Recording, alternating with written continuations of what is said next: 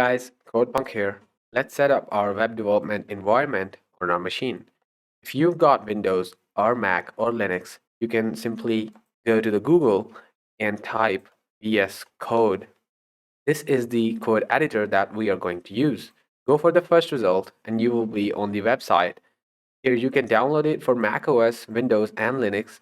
Now I have it already installed over here. Now first thing you have to do is just create a new folder. I have this folder over here, this empty folder. I'll drag it to my VS Code window and it will open that folder in this code editor. Now we have this empty folder. The first thing we have to do is create a new file by clicking on this icon over here.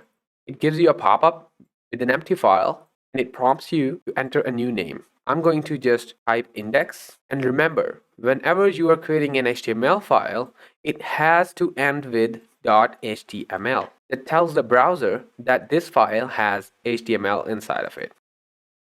Now we have our HTML file over here and we are ready to start decoding.